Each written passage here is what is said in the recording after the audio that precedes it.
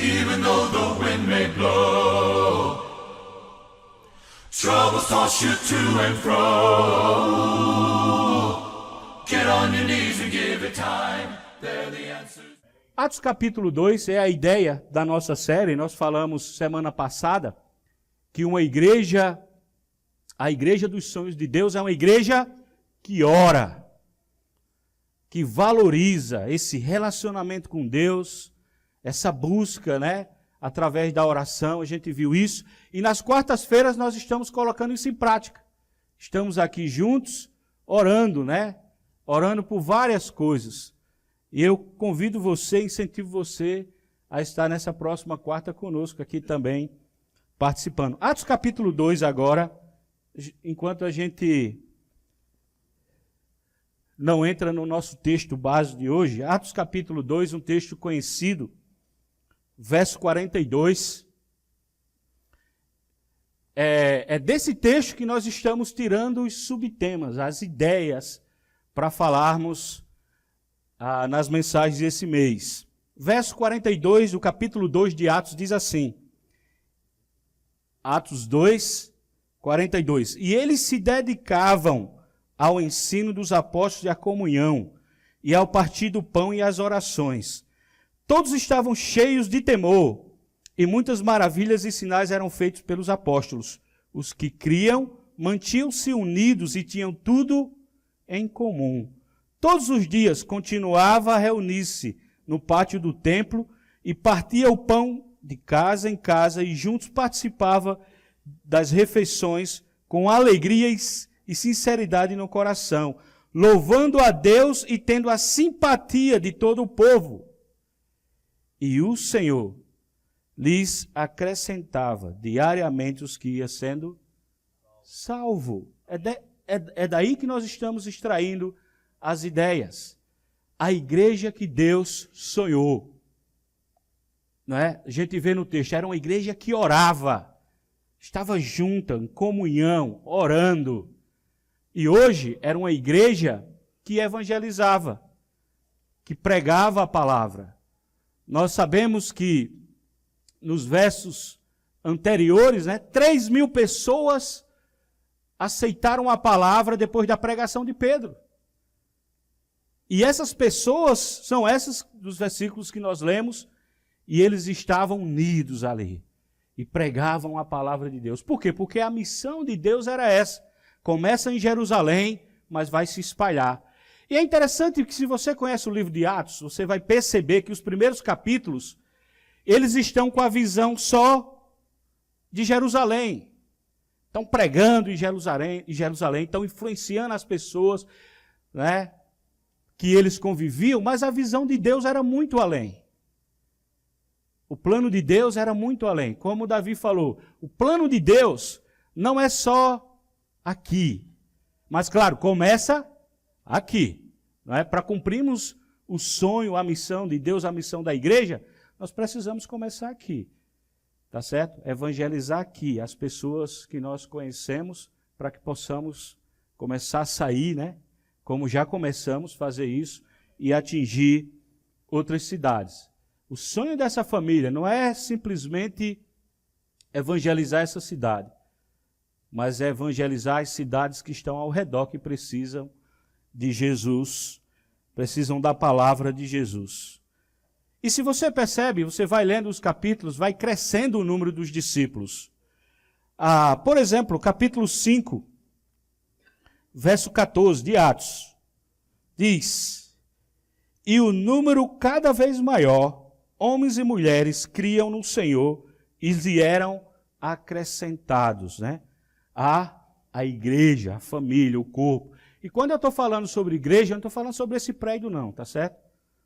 Eu estou falando sobre nós, o corpo de Cristo, a família de Cristo. Então veja que a igreja ia crescendo, as pessoas iam pregando o evangelho, e outros iam ouvindo, aceitando, e a igreja ia crescendo. Então sempre foi a visão de Deus que a igreja ela crescesse, tá certo? Na pregação do evangelho. E você vai perceber no livro de Atos que há uma grande ação de Deus nisso, quando as pessoas abriam a vida para pregar o evangelho, Deus começava a guiá-los, agir na vida deles, e as pessoas pregando o evangelho e outras se rendendo a Jesus. Porque muitas vezes eu posso pensar, mas eu não tenho, né, tanta habilidade. Mas lembra, é Deus que acrescenta. Não somos nós somos apenas um instrumento de Deus na pregação da palavra de Deus. Capítulo 8 de Atos. Se você ver comigo no versículo 12, capítulo 8 entra em cena, né? Filipe, um pregador, um cristão, evangelista, né, que estava disposto a pregar o evangelho, ele entra em cena. E se você ver o versículo 14, diz assim: no entanto, quando Filipe lhes pregou as boas novas do reino de Deus e do nome de Jesus Cristo, creram nele e foram batizados tanto homens como mulheres. Pregação da palavra, as pessoas aceitando a palavra, crescimento, acrescentando no reino, né? Cada vez mais. Desculpa, eu falei 14, mas é 12, tá certo? Versículo 12. E o número ia crescendo, e a gente vê isso, a igreja ia crescendo, mas por quê? Porque alguém abria a boca e falava de Jesus, e compartilhava Jesus para seus amigos, para aquelas pessoas que eles encontravam, e o evangelho foi crescendo. Agora vá para o versículo 26, é o nosso texto de hoje. E nós vemos Filipe antes, lá em Samaria, pregando para muitas pessoas, homens, mulheres, estavam aceitando a palavra, e ele usou um método.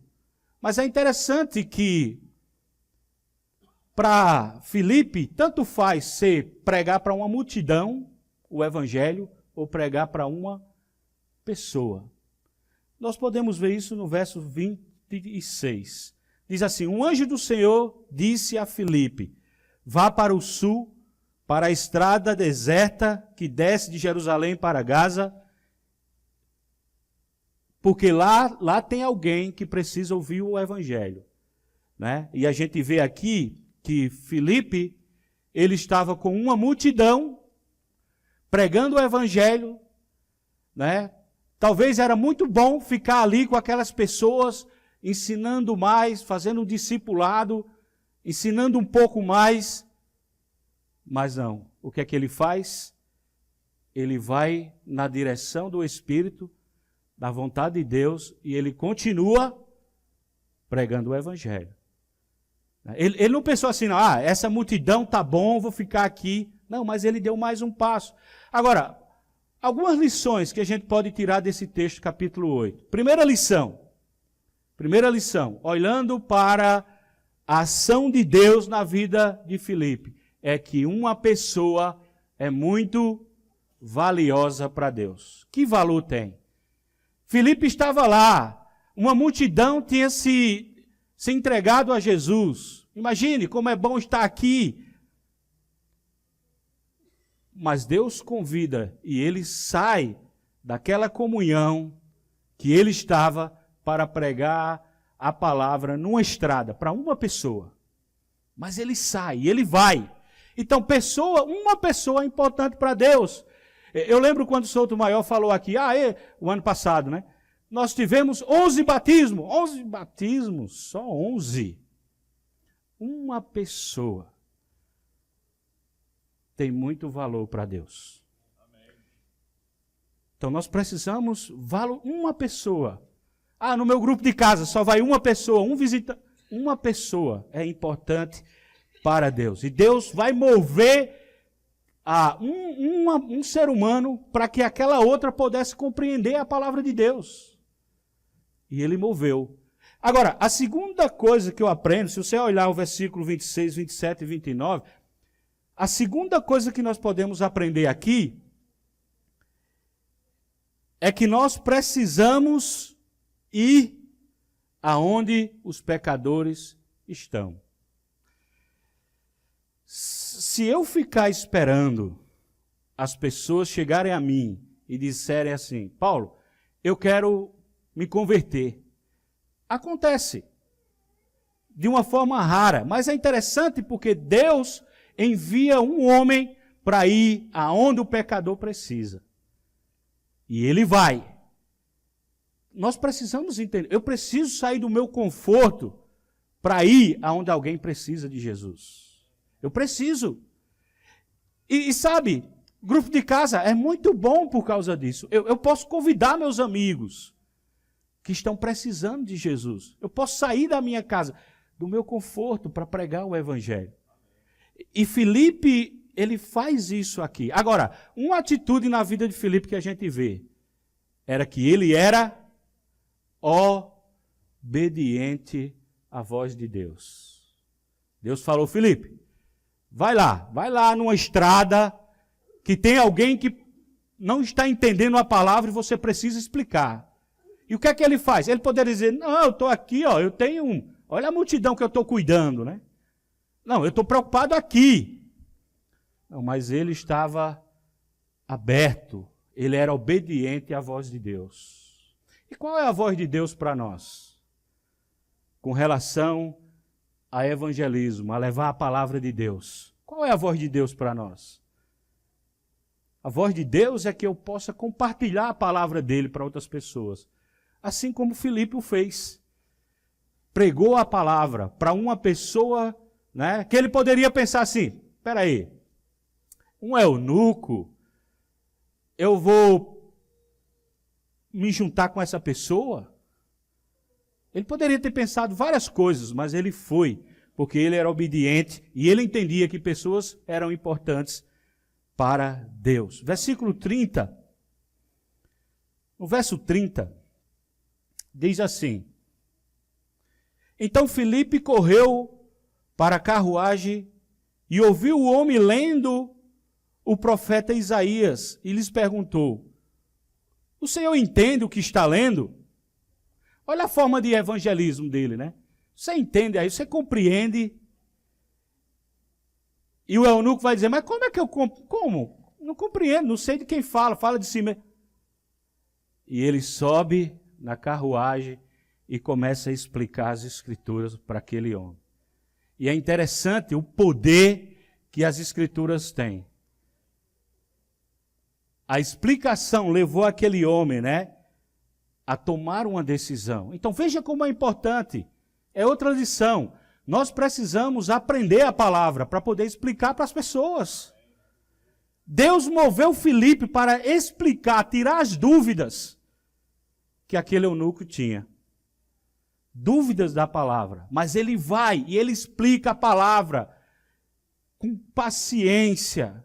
E ele começa lá no texto de Isaías falando sobre a morte de Jesus, que ele ia sofrer. E ele vai passo a passo mostrando àquele homem quem era Jesus o Salvador. Mas nós precisamos explicar. Lembra o que Pedro fala na sua carta? Que todos os cristãos, né, devem estar preparados. Para quê?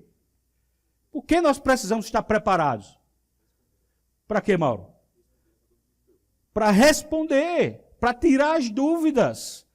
Se as pessoas perguntam: ei, sua fé, você vai todo domingo aí, né, no culto. Mas por que você faz isso? Nós precisamos estar preparados, conhecer a palavra. O conhecimento da palavra não é para alguns. O conhecimento da palavra é para todos. Para que nós possamos explicar. Tem pessoas, o Sérgio estava falando aqui de manhã, né, na aula, que a pessoa que levou ele a Jesus nem falou de Jesus. Nem falou. Tem pessoas que são assim. Mas tem pessoas que precisam de explicação, que sente com aquela pessoa, que mostra o evangelho a ela.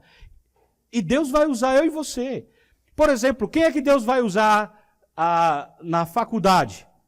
Quem é que ele vai usar? Ele vai usar o Mauro para pregar o evangelho lá? Não. Vai usar as filhas que estão lá, né, Mauro? Mas ele vai usar você. No seu trabalho lá, você trabalha com um grupo de pessoas e tem relacionamento. Deus vai usar quem para pregar o evangelho lá? Você. E nós precisamos estarmos preparados para isso. E sabe, quando nós explicamos o evangelho para as pessoas, olha o que acontece com esse eunuco. Ele vê a água e ele pergunta o quê? Olha, ali tem água, o que é que me impede de ser batizado? Olha a consequência de quando se explica as Escrituras. A pessoa compreende as Escrituras e ela se rende a Jesus. Ele disse, para aí a carruagem, vamos lá, é isso que eu quero. Só havia uma condição que Filipe falou. Você crê em Jesus? Ele disse, claro, eu creio de todo o meu coração.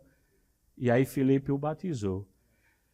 Filipe poderia dizer, senta aqui, você é eunuco, você vem de uma região aí, e aí eu vou dar um curso aqui de teologia sobre você, para você entender, né, o que tem que se fazer agora. Olha, a lei falava sobre as pessoas da sua região. Ele poderia, mas simplesmente ele disse, você crê? Se você crê, é o que importa, se nós cremos de todo o coração que Jesus é o Filho de Deus. Então, será que nós não sabemos explicar isso para as pessoas? O que é crer, que não é só dizer que crê, não é só falar que conhece, não é? Mas está embutido aí obediência àquilo que ele fala. Será que a gente não sabe falar sobre Jesus? Se a gente não sabe falar da nossa própria vida para Jesus? Então veja que Deus, ele usa um homem para pregar para uma multidão, mas ele usa esse mesmo homem para pregar para uma pessoa. Porque às vezes nós não temos noção do que uma pessoa, quando nós levamos para Jesus, o que Deus pode fazer com a vida daquela pessoa. A gente não tem noção. Eu lembro, a pessoa que falou para mim sobre Jesus, passou a uma crise. Talvez uma crise da meia-idade, talvez. E nessas crises, a pessoa se sentia ninguém. Não se sentia sem valor, e nada tinha sentido para ela. E muitas vezes eu dizia para ela, olha, até no reino, né, a pessoa não se sentia bem. E eu dizia para ela, lembra, você pregou o evangelho para mim, mas você já teve noção de quantas pessoas conheceram o evangelho? Por causa de uma pessoa. Quando eu conheci Jesus, na minha cidade não tinha a Igreja de Cristo pregando o evangelho puro, não tinha. E de certa forma eu conheci Deus de algumas formas. Mas alguns anos, 2 ou 3 depois, né, Deus enviou um grupo de pessoas para aquela cidade e eles começaram a igreja. E é interessante que eu fui uma das primeiras a conhecer. Eu achava que eu conhecia o evangelho, mas aquela pessoa se esforçou tanto, né? Onde eu morava, alguns já foram lá em Caruaru, né? Aqui. Caruaru é uma cidade que ela tem, é como se fosse um morro no meio, tá certo? No meio da cidade, um morro, onde as pessoas vão lá no morro, olham toda a cidade e tal, é uma vista bonita. E eu morava no meio desse morro, tá certo? E a pessoa que falou de Jesus para mim, ela chegou na cidade sem conhecer nada, mas ela tinha um contato comigo, teve um contato de alguns dias. Então o único contato que a pessoa tinha naquela cidade, uma cidade de 400 mil habitantes, era eu. E sabe o que essa pessoa fez? Ele subiu o morro perguntando, vocês conhecem Paulo? Conhece Paulo? Paulo? Ninguém. E ele foi de rua a rua, até encontrar a minha rua. E aí pregou o evangelho e eu comecei a seguir Jesus. Uma pessoa Deus usou. E essa pessoa fez esse esforço. Ia um dia, não encontrava. Ia no outro, não encontrava. Ia no outro, até me encontrar e falar de Jesus para mim. E eu disse para essa pessoa, que muitas vezes estava se sentindo assim, você já pensou quanto você é importante? Quanto o trabalho que você fez foi importante? Você levou algumas pessoas e quantas pessoas estão conhecendo Jesus através de você? E assim deve ser com a nossa vida, irmãos. Deve ser conosco. Jesus colocou você no corpo para que você possa trazer outro. Levar outra pessoa ao conhecimento de Deus. E aí nós vamos cumprir a missão de ser essa igreja evangelizadora, que prega a palavra, que as pessoas conhecem Jesus cada vez mais e mais. Se nós estamos fazendo isso, vamos fazer mais e mais. Os jovens pregam o evangelho. Jovens homens pregam o evangelho aos seus amigos. As moças também pregam o evangelho, para que nós possamos evangelizar esse mundo e cumprir a missão de Deus. Porque uma pessoa é importante. Porque nós somos obedientes à palavra de Deus. Porque nós conhecemos e queremos conhecer mais a palavra de Deus para poder explicar às pessoas, para que elas venham conhecer o evangelho. A última parte do verso, ou desse texto, se você percebe lá no verso 39, diz assim: quando saíram da água, o Espírito do Senhor arrebatou Filipe repetidamente. E o eunuco não o viu mais, e cheio de alegria, seguiu o seu caminho para casa. Veja o que Deus fez. É interessante esse texto, né? Deus arrebatou Filipe, né? Que poder! Tirou Filipe de um lugar. Agora, por que Deus arrebatou Filipe? Duas coisas a gente vê aqui. Uma é que aquele eunuco, ele volta para casa de que forma? Alegre. E o que é que ele vai fazer? Né? Segundo a tradição de alguns comentaristas, ele espalhou, Mauro. Ele espalhou o evangelho. Esse eunuco que conheceu Jesus espalhou o evangelho na região que ele morava. Um homem que nem conhecia muito, mas espalhou o evangelho, porque ele compreendeu. Agora, e o que é que Deus faz com o Filipe? Não, Filipe, tá bom, você já fez seu trabalho aí, vá, né? Fica tranquilo. Não, Deus arrebatou Filipe. E arrebatou para quê? Veja o versículo 40. Filipe, porém, apareceu em Azoto, e indo a Cesareia, pregava o evangelho em todas as cidades pelas quais ele passava. Filipe continuou. E é interessante que se a gente tivesse mais tempo, nós íamos ver o método de Filipe. É o mesmo, uma multidão, uma pessoa. Mas ele sempre estava aberto às possibilidades que Deus o colocava. Era numa cidade com muitas pessoas, era numa carruagem, numa estrada. Filipe estava aberto para que Deus pudesse agir na vida dele. Agora eu pergunto, você está aberto para que Deus possa agir na sua vida e você levar o evangelho a outras pessoas? Você está aberto? Se você estiver aberto para isso, você vai se surpreender com o que Deus pode fazer através de você. Você vai ser surpreendido com o poder de Deus. A gente vê o poder de Deus aqui. Deus age na nossa vida para que possamos trazer mais e mais pessoas. Então, vamos praticar isso, irmãos, na nossa semana, com as pessoas que nós conhecemos. Fale de Jesus. Fale o que você sabe de Jesus para aquela pessoa. Se você precisa aprender mais, se esforce para isso, para que você possa explicar as Escrituras às pessoas que estão sedentas, como esse eunuco, para ouvir a palavra de Deus. Que Ele nos abençoe, irmão. Even though the wind may blow, troubles toss you to and fro.